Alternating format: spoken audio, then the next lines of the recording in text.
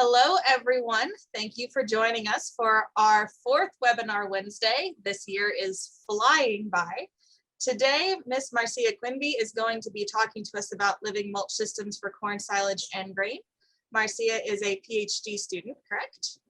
Working with Dr. Renata Nave Oakes, and Dr. Oakes is usually over in Middle Tennessee, but Marcia is here with us in Knoxville, and she's going to be talking to you a little bit about some of the research trials she's been doing. So for those of you who joined us at the TVPA meeting back in January, I think that was January, I've slept maybe a day or two since then, you heard some of her preliminary results. So she's going to dive a little bit more into that stuff today. If any of you have any questions throughout, I have checked with Marcia. She's okay if you raise a hand or stop her and ask a question. She does not mind being interrupted as we go. And feel free to either unmute, raise your hand, or throw questions into the chat. We're still not meeting at Chick-fil-A, Michael. We never go to Chick-fil-A after the meeting, but I appreciate you asking literally every meeting. He is our comic relief and we love him. So if you have any questions un-Chick-fil-A related, please throw them into the chat or unmute and ask them during, and we will be happy to answer them. I am going to mute myself and hide my face. And Marcia, if you want to introduce anything else about yourself, please feel free. And with that, I'm going to turn it over to you. Thank you for the introduction, Dr. Eckelkamp. Thank you all for being here today. My name is Marcia Quimby. I'm happy to be here to talk to you about the living mulch. This is a project that we started around 2018. But just now we're actually having the results from it. The living mulch is a system that have been widely used in northern states, but here in the South, not so much. And the group on Georgia, they actually started this and started to study this in the South. And we have had the opportunity to not only bring the living mulch to Tennessee, but also have this added portion of the grazing systems to the whole thing that we have. So I want to start by, let me see, can I, okay, there we go. Can you see the other slide? I want to start by saying, what is living mulch, right? So it is like any mulch, but alive. It is when we have a forage grown simultaneously with your cash crop, with your row crop, and generally, not all the time, but generally it is utilized perennial legume as our living mulch. And that is because the legumes have this capability of taking the nitrogen from the environment to a way that they can use for their own growth. So in the roots of those legumes, you have little nodules. Inside those nodules, we have specific bacteria that does this job. And then when you have the roots dying or the plants dying, senescing, that we say, all this nitrogen stays in the soil and is available to the corn. That's why in this situation, using legumes, you decrease the amount of nitrogen that you are going to use. Another definition of the living mulch is as an extension of cover crops. So cover crops, you are going to terminate that species that you have before you plant your cash crop, your row crop. But the living mulch, no, it is the same. You just have to take care a little bit more than cover crops, but they are going to grow very well together. So other benefits of the living mulch is the weed control. Depending on what kind of living mulch you use, so I have 3 pictures here, as you can see, all pictures of the white clover living mulch that we have in our experiment. So as you can see in those pictures, we barely have any weeds here because the white clover, takes over the entire area. So it is really good to have that forage there. Another thing is like decrease the fertilization, like I mentioned before, especially the nitrogen when you are utilizing a legume. Soil erosion control is really good in this system, again, because the living mulch is covering the entire area. So it doesn't have the opening for rain and anything that causes the soil erosion. And the possibility of a dual system when utilizing the living mulch. And this is what we're studying, right? We want to see if, okay, living mulch has all those benefits, but can you actually use as a grazing? And we're trying to see that. So I was talking to Dr. Ekopeka. I'm not a dairy nutritionist, specialist in any shape or form, but we know that what the cows need is the energy, the proteins, and some mineral and vitamins.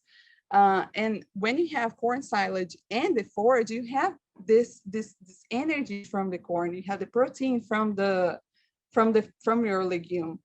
And protein and the legume has those amino acids, and amino acids are the building blocks for the proteins that the animals need. These are some of the studies that have been done with living mulch. There are more than 20 peer-reviewed articles about living mulch, but just 5 of them are actually here in the Southeast, in this group in Georgia, but in none of them are grazing, which explains another reason why we actually have to study this and see if it works. Here, just from all this research, I put 4 here just to have an idea of what we're studying and why it's so important. The first one is this one on the top left, that they talk about water use efficiency. Again, they concluded that the white clover will reduce the weeds, the weeds that you have, the mineral fertilization. The only problem with the living mulch is when you have a drought. We had a similar problem in 2019. So living mulch does not do super well in drought situations. So if you have irrigation, that's amazing. So you can use that in the area, but removing the drought is really good. Another study is the one on your bottom left that talked about, so when you have living mulch, you have to suppress the living mulch a little bit to make sure it doesn't compete so much with your corn. And this one, they talk about how using a narrow herbicide band, 20 centimeters, around 8 inches, it suppresses the clover, but still using a wider row of 90 centimeters, which is 36 inches, provide the optimal corn growth and a corn and clover productivity. So that's what we use as well. And then the other project here on your right, top right, they utilize actually Cura clover as the living mulch, and they saw that there was little or no effect in the corn yield. The clover have to be suppressed because you don't want that kind of competition between the species you're trying to work. And you want to do the band, kill the band spray instead of broadcast, because you want to have a more precise area where you're going to have your corn. And I just put this other study here. This is really far away. Their methodology is a little bit different, and it's done in Japan. But I thought it was very, very interesting that they did a study with white clover living mulch, and they saw that actually decreased the necessity of phosphorus fertilization. I thought this was a very interesting, interesting results they have. But of course, we are still going to focus on the nitrogen, because this is what the main thing, and a lot of studies talk about how legumes will help your corn. So with that in mind, we actually had some questions for our project. So the first one is, will we be able to use living mulch in grazing systems? The second one, which forage maintains greater corn production? The forage that I mean is the living mulch, because spoiler alert, we have more than white clover. We have another set of the living mulch to see, to be able to compare. And we also wanted to know if living mulch is better for grain production or silage production. The objectives of this study we have was first to determine the yield of the grain and the silage in those 2 different living mulch systems that we have. We determined the living mulch mass and the nutritive value. And we also, since we want to see grazing, we monitor the cow weight once they enter the plots. And then we want to see the living mulch availability as they're grazing the area. And then I want to talk a little bit about the methodology that we use. So this project is being conducted in Middle Tennessee, Spring Hill, the research station. And we established the forages in 2018. But because of 2019, we had a very bad drought. Our results were very, the methodology we used, everything was not very well determined. And because of the drought, we weren't able to do the grazing. So the data I'm going to show you is from last year, the one that we are actually using. And then 2021 that we start collecting this year. So I don't have the data that data yet, but we started collecting now in April. And we have 4 weeks of grazing. So it's 4 on spring and then 4 on the fall. I have a little chart here. So we start with the living mulch establishment. And then after established, you're going to put your animals for the spring grazing. So they're going to graze the living mulch. We wait a little bit for them to grow back, and then we seed the corn. And then after harvest, during all this time, we are collecting the living mulch to see how it goes. And then once they harvest, then we put the animals for the fall grazing. And of course, you don't have to establish again if you use a perennial legume. So take the establishment part off in the second year. And here in your left bottom, you can see the little stars of where the living mulch projects are being conducted. Again, just here in Tennessee, we have the grazing, but we have 4 different locations in Georgia that they have different objectives, but still with living mulch. This little sketch of how our projects are set up. So here in your top left, we have 12, you can see the treatments. We have 12 plots.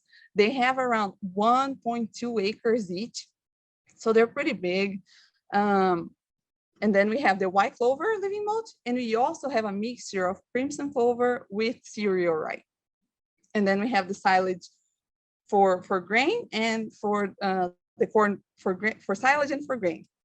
And here in your bottom right, just to see, this is the plots, right? So this first one here is the 12, which is this one in the sketch right here. This is the 11, just so you can have an idea of how this is set up there. And we have the controls, but since we don't do grazing in the control, we just want to see the corn production in the same nitrogen fertilization in the same environment as our project is being conducted. We have those plots in an area adjacent to that. So you can see here in the sketch, the yellow and green, that's where the control plots are. So the row spacing that we use is 36 inches, because based on other studies, that is the best one to allow a good production of the living mulch and the corn. Our corn population is 31,000 kernels, and we spray the rows before planting because we want to suppress the living mulch, as I mentioned before. And then the seeding rates, I actually, I had an idea, I'm like, okay, it's 10 for each one of them, but we actually use, the clovers are 10 pounds per acre, and the cereal rye is a little bit heavier, it's 20 pounds per acre. And you can see here in your picture on the bottom right, this was a few days before, after planting, you have the clovers growing, and then the corn in between the lines. And as I mentioned, we have 2 types of corn, right? We have the corn for grain and the corn for silage. And we have different hybrids for that, because the grain, we have 108 relative maturity. And for the silage, we have 120. And why we did that? Since the silage is harvested before the grain, we want to try to decrease this window of harvest that they have, so we can get ready for the fall grazing, to not extend that too much. So I have those 2, one for grain, one for silage. We don't do any kind of weed control. For white clover, that's great. It's doing great. And the fertilizer is, we just fertilize nitrogen, 80 pounds per acre. So here in your left, you can see our planter, and on your right, again, a picture of the front of the plots. The one you're seeing right here is the plot 11, which is the crimson rye living mulch.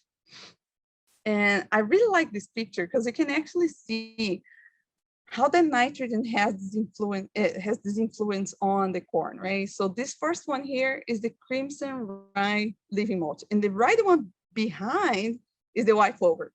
So you can already see the different shades and the size. I have another picture in the row so you can see. So this one in the right is the crimson rye living mulch, and the one on the left is the white clover living mulch. So yes, the white clover is providing some of the nitrogen because both plots receive the same amount of nitrogen, but the white clover really helps your corn production. Since we talk about how the living mulch really helps the weed suppression, we have to do the botanical composition. And that's how we do. We use a 0.1 meter square quadrat, and we put it randomly in the plots. We collect that, and then we separate the grasses, the white clover, the weeds, broadleaf, and etc. So we can actually see this is the way that we see, okay, is it really suppressing the weeds or not? And then here you can see like this is the quadrat that we use. And these are some of the separations. This is crimson clover and this is white clover. Look, there's just one little weed here. And for scientific purposes, and to also know how this living mulch can help the grazing, as we collect the sample, we also have to scan them in an NIR machine. So what we did this for living mulch, for corn silage. For corn grain, it's not exactly the same method, but we can have the results as well. So what I do is I collect, I dry all this, and then I have to grind twice. So first I grind in this bigger grinder, the blue one, and then I go back to the lab, I grind again in this other grinder to make sure this sample has this powdery texture, and then the results we have are more accurate.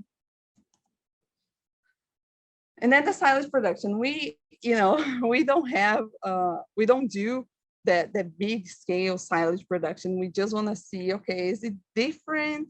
The nutritive value when you add that. So you actually use little Ziploc bags, and that really worked for a small scale just analysis.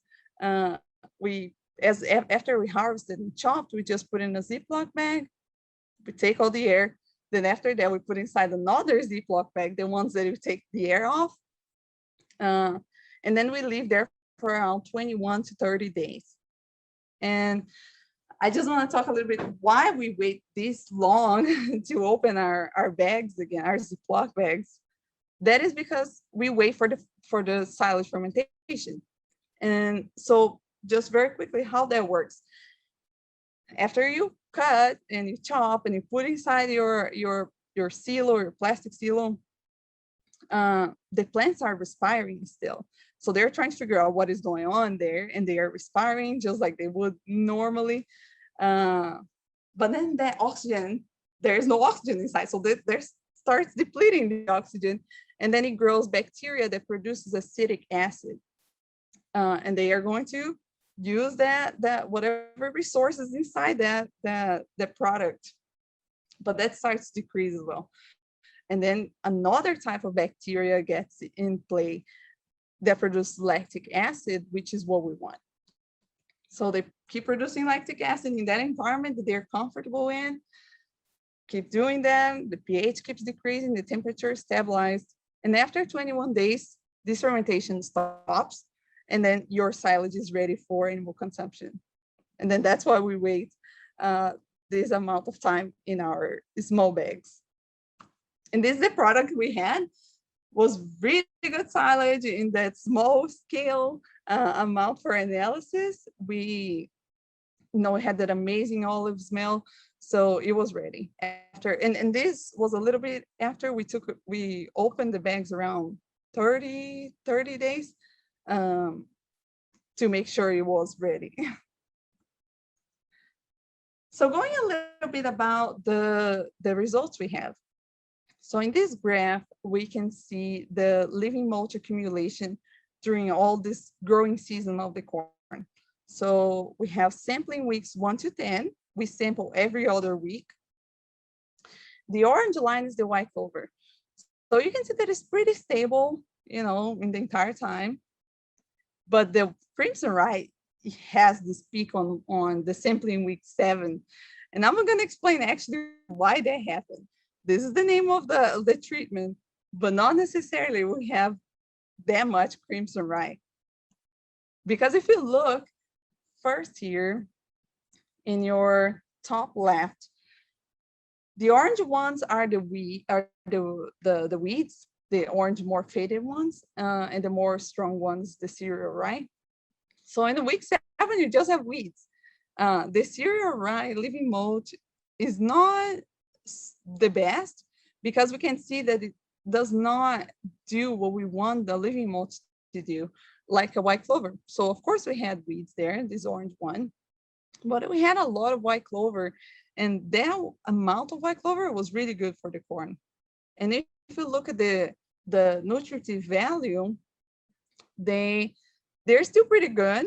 So the first line here is the NDF, so that's the fiber. So I always talk about the crude protein and the NDF because they are inversely related. So every time you have a low crude protein, you tend to have a greater NDF and vice versa. That is because, like, let's say we have a cell, a plant cell, and you have the crude protein inside. So as they are maturing and growing, the fiber is actually taking the place of this crude protein. So that's why they are different like that. So I just put a line here so we can see that in general is, you know, it's below 50%. For the crimson rye, a lot of weeds, and for the white clover is below 40%. So that's a very good NDF amount content. And when you look at the crude protein, they're all actually really good. So even the crimson rye, where you had all those weeds, have more than 10% crude protein, which is really good. And of course, as we look at the white clover, is awesome because it's around 20% crude protein, and we, you know, that's a great forage. I have some pictures here, as you can see. So this one on the left is the crimson rye. So this is just the name of the treatment. As you can see, we have no crimson and no rye in July.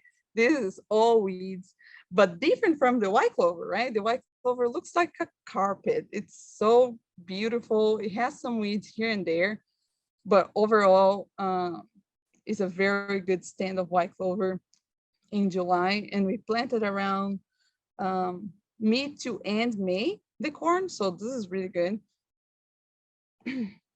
And another picture in August, more on the ground. So we can see that the white clover starts dying because the corn is shading that area, right?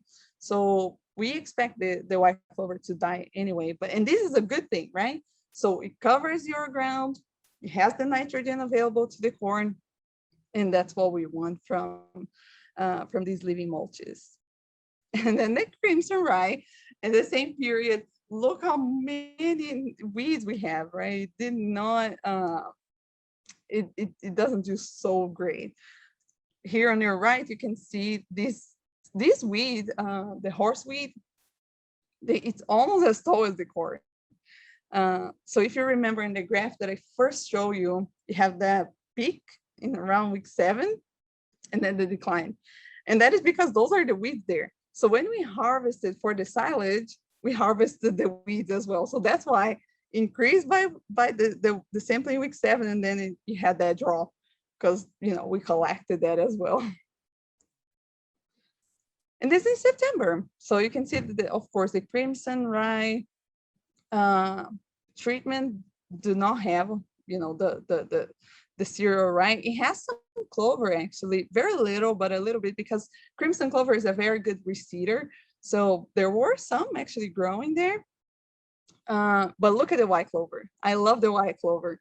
If you go to the right, it was dying, you know, before we harvested for silage and grain. But look how much it actually recovered after. So it's getting ready for the fall grazing. And then let's go to the main. Yes. So I had a question back on the weed control side. I heard a rumor from KT that it actually controlled a rather nasty weed as well. The white clover? Yep, kind of helped with Palmer amaranth out there as well. Yes. So we have a lot of problems with Palmer amaranth. Oh my gosh. I mean, cereal rye is sometimes hard to sample, and the white clover doesn't have a whole lot of that problem. It has here and there, but it does control for that, for the Palmer amaranth. I would like to add real quick the background info. These pastures in the past were crabgrass pastures, and they really had a big problem with those bad warm season weeds. And yeah, the results from her trial showing that the white clover can control some of these bad weeds is quite like pretty impressive. So, but just as a background, in the past we had a lot of crabgrass. So in the fields that she doesn't have white clover, she still have a little problem with crabgrass, but the white clover controls pretty well the crabgrass as well. So just a Yeah, background. and going along with that, Dr. Oaks, because you have that problem with crimson rye not growing so much around July, the crabgrass takes over. That might be why the creep protein is actually good. Right. All right. Anything else? Nope, thank you. All right, so going to the grain silage production, I want to start with the grain. The average on Tennessee, according to Quick Stats, is 171 bushels per acre. And we can see that we have good amount for the grain production, especially in white clover. So white clover was more than 200 bushels per acre, which show us how good it is. You use less nitrogen and you have a production more than average. And even for control and for the rye, you have around the average amount of grain production. We don't recommend the crimson rye because you would spend money in seeding this forage in the area. Of course, there are the benefits on the soil, but for production, doesn't change much if you have living mulch or the crimson rye living mulch or not. And going to the silage production, so the average is 18 tons per acre. White clover did great with more than 20 tons per acre of the silage production. In this case, the control actually produced more than the crimson rye production. And yeah, we continue to say that the white clover is really good as living mulch. And I just want to talk very quickly about the nutritive value that we have. We did not have a whole lot of differences between the treatments. We still had the crude protein greater for the white clover, which is this darker, this sharper orange than the control and the crimson rye. And then less NDF, like I mentioned before, they're opposite. And when you look at the grain nutritive value, again, it doesn't change much depending on what kind of living mulch you have. Here's just a picture of the silage harvest last year. So you harvest every 2 lanes. This is the grain harvest. And we go to the spring grazing, which is the novelty of our project.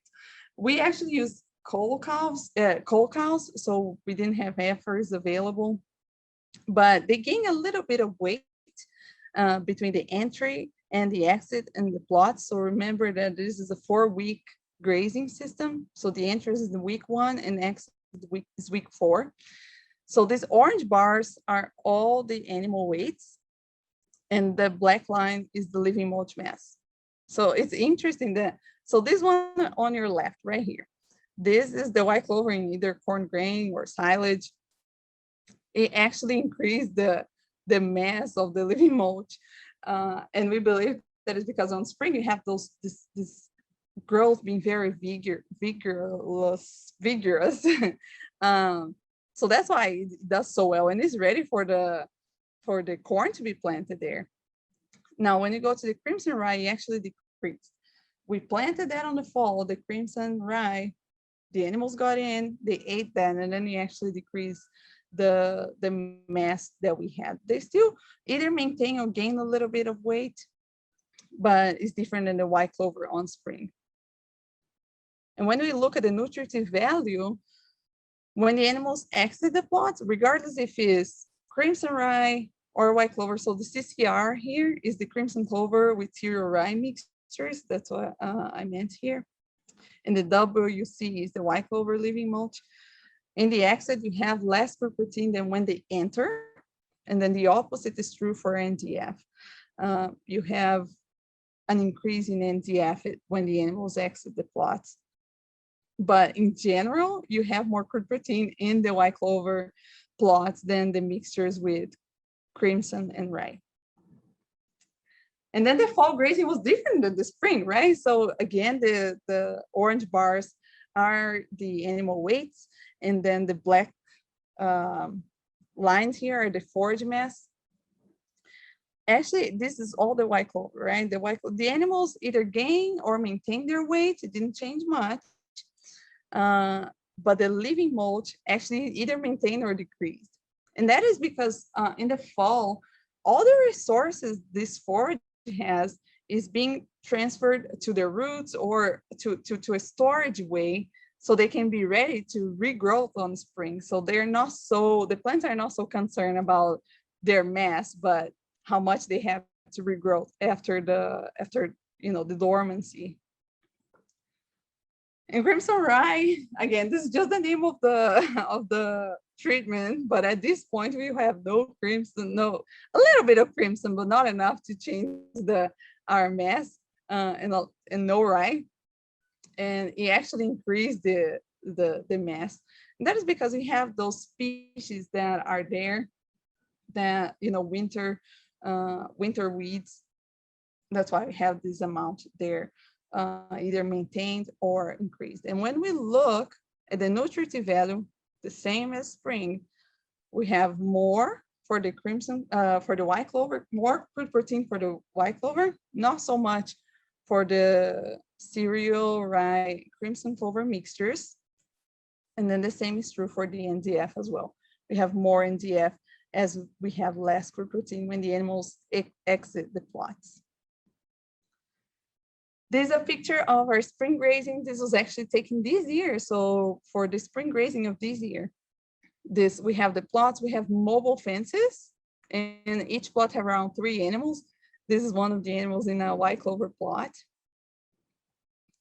Those are the shade structures that we use when we need each shade structure is good for 4 plots. So that's why we just have 3. And we also have fixed water structures. They are off during the corn growth, but when the grazing starts, we turn that on, and each one of those, water 4 different plots. So the conclusions on the first project, based on the 2020 results that we have, is that the grain and silage production are either equal or greater than the average. So it's really good. The living mulch mass is available in both either spring or the fall. It's good in the fall too for the grain because we have some material from the corn for the animals to eat. And the weed control is greater in white clover living mulch, as you could see in those pictures. And then that's what the results that we have from the first project. So after we had that project, we started thinking about it, and we're like, is it really necessary to have white clover and 80 pounds of nitrogen? Can we put less? What happens if we put more? And then we came up with the second project, is much smaller, but is the nitrogen in corn production under white clover living mulch systems. Again, we just have this case, we just have the white clover in different nitrogen levels. So that is because the legumes alone do not provide enough nitrogen to the corn. I feel like a nitrogen cycle here is a little bit more complicated, it's complex, but it's the same thing as before.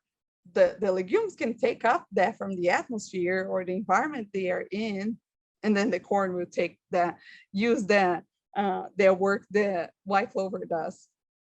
So since it's not enough, we had to add some. But we want to know, that's our question, how much nitrogen we have to add? How much? We don't know. So that's why we came up with this project that is also done in Spring Hill. So it's the same farm, different areas, but the same farm in Middle Tennessee. since we had this question as we set up the other experiment, we established the white clover in 2019. The sampling window is May to September because that's when you have the silage and grain harvest and planting. And we still have silage and grain. And those are our treatments. So we have 6 treatments. The first 2 is just the corn without living mulch with either no nitrogen or 120 pounds of nitrogen. And the other 4 treatments is the corn with the white clover living mulch with different nitrogen levels. So 0, 40, 80, and 120. And it's important to notice that this amount of nitrogen is not put at once. For example, the 40 pounds, we have 20 at establishment and then 20 at the V6 stage of the corn, because that's when it needs a lot of nitrogen, a lot of this nutrient. And this is the area we have. It's one is a rectangle, the other is a square because of space, but we still have the grain and the silage. The grain plots are the yellow ones, and then the green ones are the silage plots. We still collect the living mulch when the corn is there every once a month, so we can, be able to see how it reacts throughout this time. And as I mentioned, silage and grain production. And going to the results of this project, if you look at those graphs in both silage and grain, we have a very similar wave than the crimson rye in the other project. So we have a living mulch mass that is good and the same, regardless of how, not the same, but pretty similar, regardless of how much nitrogen you add. And the ones in the bottom here, the purple and the bluish color, they have the same wave, but those are the treatments with no living mulch. So whatever it is in here, those are not white clover. It's the either broadleaf or grass weeds. Marcia, we have a question in the chat, and the question was, what application method do you use for the nitrogen application beyond establishment? So use urea, is that the question? I think he's asking, how did you actually apply it? So was it like broadcast? Did it go through? Oh, yeah, it was broadcast. System? Okay. Yep, broadcast applications of urea. Since our plots are small, we're able to do that by hand, but I'm sure you guys have larger areas that you have to use the machinery for that, but it was a broadcast. Thank you. Our silage production was pretty good. So we can see here again, the average is around 17 bushels per acre. We have a very good production here. And what I want to talk to you is like, so if we look at this graph, you're like, Marcia, but the 80 pounds, why do you highlight that? It's not good compared to the corn without living mulch. So the thing is, when we analyze this sample, we have to analyze in a dry matter basis. So this is the silage with the 65% moisture. But when we analyze that dry, taking out all the water that this silage has, actually adding 80 pounds per acre in white clover is not different than adding, having corn with no living mulch with 120 pounds of nitrogen. So just have that in mind. In a dry matter basis, it does not differ. Our grain production was super low. And as you can see in the white clover, that way was not good. But I just want to show you that the importance of having 2 years of data. So what happened here in the grain production is that we had problems with crows. So we planted the corn, but the crows came and ate it, our planted corn. So we had to plant again. So by the time we harvested, one was ready to harvest, but the other was still not ready, but we had to harvest anyway because that was the end of September. So that's why it's not conclusive from this project that the grain is so not as good, because the other one, the bigger one, we saw a very good result. So that's the importance of a second year of study, and we're going to this year as well. And here is just some pictures of the area there. On your left, you see the corn. This is the corn with no living mulch and no nitrogen. See how, it's not tall. I put a bag here in the bottom so you can see, have a reference. Or you can, like, I'm 5'4", and this is not much taller than me. For some plants, I'm actually taller than them. So it's not good, of course. It's just a matter of comparison. And here on our left is one of the plots that we have. We already sprayed that area. We planted the corn. That was before the crows came and ate everything. But we have the white clover there already. This is a picture from the front of the plots. As you can see, the ones in the sides, so here you can see 3 plots. So the one in the sides are the treatment 3. And treatment 3 is the one with the white clover, but no living mulch. So you see the size comparison to the middle, which is a treatment 5. We have the white clover and we have 80 pounds of nitrogen. It's really different. Here is the picture of the harvest of the silage last year. And this picture I took actually this year, how the white clover is ready to go and ready to start another treatment, another experimental year. Of course, this is a project with nitrogen. And here, if you look at the side here, this is another treatment with no white clover. So you can see the difference. And we have some weeds here, but overall, the white clover is doing great. Marcia, I have a really Yep. stupid question for you, and I'm preferencing with it's a really stupid question.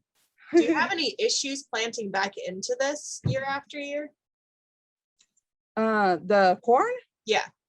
Okay, so that's why we have to suppress. So we come with a sprayer and we spray those sides there, and then the corn doesn't have any problems in the following year as we plant the corn with the living mulch. Is that, did I answer your question? Yes. Awesome. So in this second project, we saw that the living mulch accumulation is not heavily affected by the nitrogen inputs. Of course, we have more more white clover, if you add more nitrogen, but you have to be very careful with that because the white clover is very smart, right? If there is nitrogen available, why it going to fix it? It is energy consuming. So they don't want the host in their nodules on the roots. So you can add too much nitrogen. It's not totally affected, so don't worry about adding too much. For the living mulch systems to be equivalent to conventional silage or grain, well, grain is kind of hard to see, but the silage production, you want to add 80 pounds of nitrogen. So again, when we do those analyses on a dry matter basis, they do not differ from 120 pounds of nitrogen. And the silage production was greater than the grain. And I think when in the slides that Dr. Akopek sent to you is actually the opposite. I wrote grain production is greater than silage, but that's not the case. So I just thought differently. So for those who are listening later on, that's what I meant. The silage production is greater than the grain. And here I just put a few expenses to consider if you want to adopt this system. You have to have you have expenses with the fence, the water equipment that you're going to have. You need a bloat guard, especially if you're using a legume, so the animals can have access to that. You're going to spend with your sprayer to be able to decrease this competition between the living mulch and your corn. Have expenses with herbicide. The corn seed and forage seed, you have them in that situation. But remember that if you use a perennial legume, the forage seed expense is likely just 1 year. The other really just keeps growing later on. You have your like normal expense with your cows or your heifers, if that's the case. And the machinery to plant, harvest, chop, make the silage. You have some expenses with that. And talking about expenses, I just want to show you 2 resources that are that would be very helpful to you. So the first is the UTK budget. If you go to Google, just put UTK budget or this website here, you have access to the Excel files that the UT makes in. So for example, in the forage budgets, you can open them. They have different kinds of machinery. then you know, like, okay, maybe that's how much I would spend. You have an idea of how much you would spend by adding another enterprise to your operation.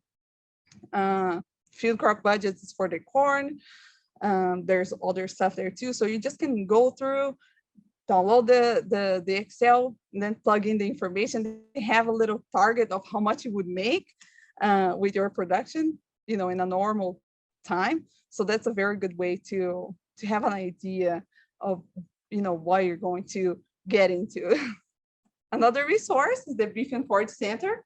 If you have any, any questions about forage, should I add this? What is known about it?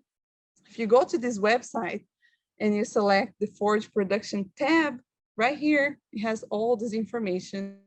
You can click that. It has a lot of things about forage production.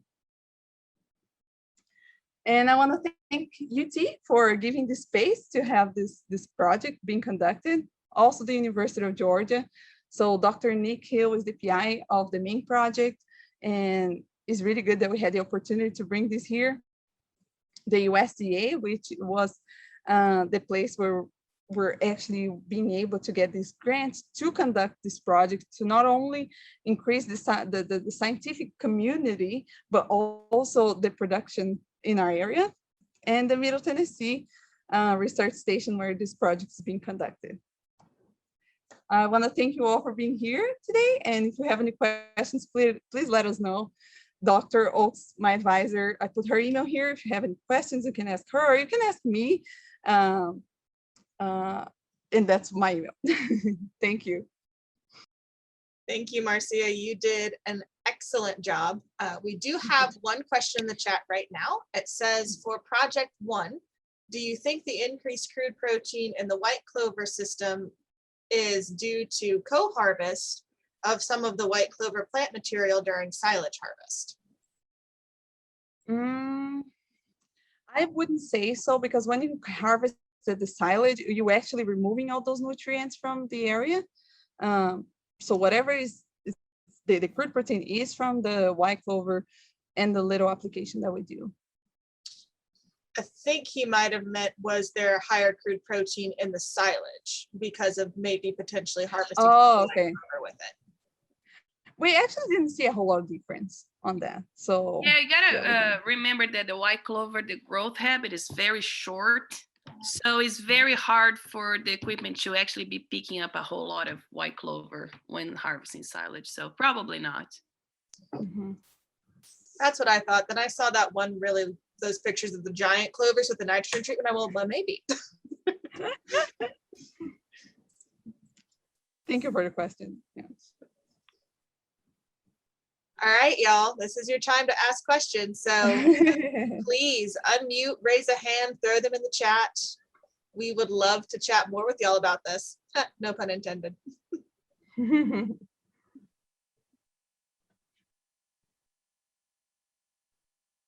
So while we're waiting for them to think of some questions, do y'all have any plans to continue this work at some of the other units to see if there's any effective location on your results?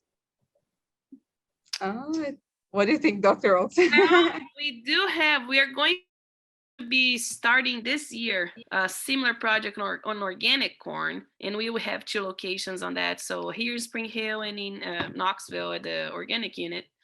So it will be a little different because, of course, we're not going to be applying any nitrogen. And we are also going to be using some different species as well, not only white clover, but in regards to the Zexane project, we don't have any plans, but we do plan to investigate some, because every research you do, the more as soon as you finish, it's like, wow, I need to find this out now. So we are definitely going to be probably looking into living mulch for quite some time. But yeah, I mean, that would be since we have those 2 locations in Georgia as well, and they also have pretty similar results, I don't foresee a whole lot of differences. But yeah, I mean, it would be interesting. Can you remind me again what those locations in Georgia are? I must have missed that. So we have in Athens, we're close to Athens. Do you have that map, Marcia? I have the map. Let me show you the map.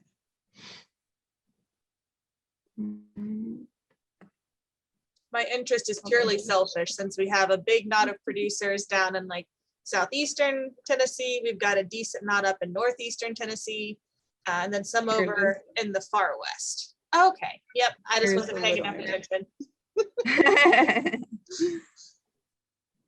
So you got another question here. Yes, would you mind discussing the timeline for corn planting? How many days before planting are the strips sprayed? Is that the only spraying necessary? One can choose any corn variety. I'm assuming good variety. All right, let's start with the first question, which is, would you mind discussing the timeline for corn planting? Then we'll get into the rest of the multi-part questions in a second. Yeah, so we plant, that's a little bit later because we have the grazing on the spring. So we plant the corn around the end of May, and then we harvest it in August, at the end of August. So it's a little bit shifted from what is generally done. And that's something that we actually have discussed. We have to have both grazings, maybe just do in the fall, so you can plant earlier. But this is more like we know that there is for both situations, but maybe you want to plant your corn a little earlier than what we do. And the other advantage of having grazing in the spring is that since you have to control some of that white clover before planting, that's a great strategy. Not only, you're adding value to your forage, you're also controlling right before planting. So it's a double win. Then the next part of the multi-part question, how many days before planting are the strips sprayed? So we spray once the animals leave, we wait a little bit to recover just a little bit. And then that's around a 2 weeks window to spray and then to plant. No, we spray once, we wait a week, we spray again, and then we planted the other week, the following week. So if you didn't have them grazing that strip beforehand, would it still be a 2-week period, or would you need to do like 3 weeks of spray? I think it's the same. I think it depends on the herbicide you use. You have to look at your label, but it's just going to change the time of your corn seeding.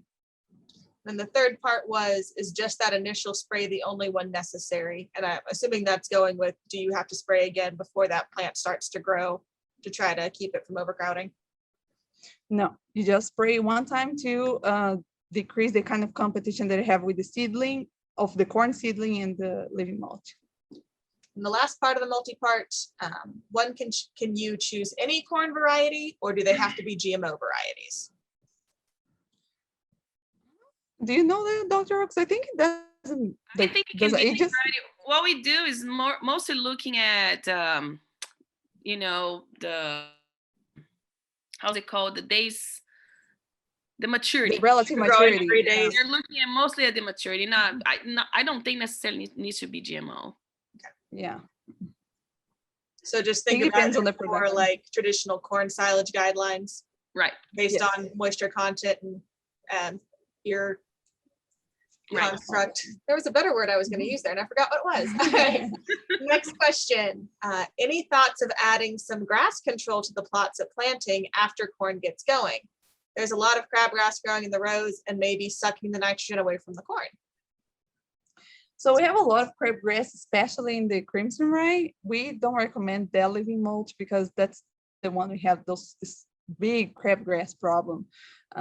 So we didn't think about seeding any grass into that, especially because it will be hard to seed, and also you have an added expense for controlling for something that you're not necessarily targeting. Plus, I feel that if you add in any other grass, as much as crabgrass, you're going to be competing for nitrogen as crabgrass would. So, and thankfully with the white clover, the way it grows is so aggressive that it does a really good job controlling the crabgrass and other weeds. So, I didn't find it a problem. The other treatment definitely, but we don't recommend that treatment yet. So yes, context. Thank you, both of you at the bottom. He meant adding a herbicide treatment, so spraying for crabgrass to control it. Oh, okay. Yeah, that's helpful. Like how are you gonna seed it, right? Yeah, no, I think there is a project actually being conducted in Georgia on herbicide treatments to control for those weeds that you have. I don't know which herbicides they use there, what is the results, but I know they are working on something like that. So it's already it's being a process of being done and searched. And then the last question that I'm seeing right now, I think kind of gets back to my question about different locations. Were the soil types similar across all of the plots in Tennessee and Georgia? Or do y'all know, did y'all look at soil characteristics? I know that wait. we do have some differences in our plot. I can't record exactly the soil type. Do you know the exact soil I don't know type? the names. They're different. Since But such they a are large different area. across the plots. Mhm. In Georgia, I'm not sure, but I do know that it's different than ours, but I'm not sure what soil type they have. So yeah, it's definitely different. Okay. Yeah.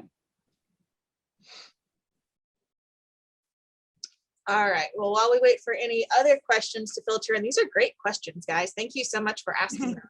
I'm going to remind everybody still online, should have done this before, good job me, that if you need Master Dairy Credit for this webinar, to please fill out the post-completion survey. Tell us how awesome Marcia did and how much you want to hear from her again in the future, and get your Master Dairy Credit. So to do that, you need to go to https://tiny.utk.edu/ww2021. I'm also throwing that in the chat if none of you wanted to follow along with me while I was saying it out loud, which no judgment whatsoever. And now that I've said that, it's also going to go out with the meeting recording that will be posted later this evening, tomorrow morning at the latest, because sometimes it takes me longer to edit than others. But I will get that posted as soon as possible for anybody who couldn't attend today, which if they can't attend today, they don't know that I'm telling you all this. So I don't know why I go into such great detail at the end, but I do every time. All right, y'all, thanks for bearing with me. Any more questions for Marcia and Renata? And if for some reason any of you have any questions later on, feel free to email us, either me or Mars or both of us. We will be glad to talk to you. Yeah. Oh, there's a quick thing I want to mention about what I presented. In the second project, we did not use 10 pounds of white clover. We actually used 2, and it's still good. So that's a very good experiment that, we could do to see like how much, we know how much nitrogen. Now we want to know how much actually seeds you have to add there to have the same, like similar results to a heavy seeding rate. That is really cool. Gonna have to make sure I leave that notification there at the end because someone's going to want to know that number. And in a pinch, y'all, if you have a question for either one of them and you can't find their email, send it to me via text, email. I feel like y'all have all of my contact information and I will pass it along and get you the answer. I'm not seeing any activity in the chat or any unmuting. So thank you all for joining us today. Thank you especially to Marcia and Renata for taking time out of their day to share their research with us and providing such good information and answering all of our questions. We really appreciate y'all. Thank you, Liz. Thanks, Marcia. Dr. Thank you. All right, everyone, enjoy the rest of your Wednesday. We'll see you later.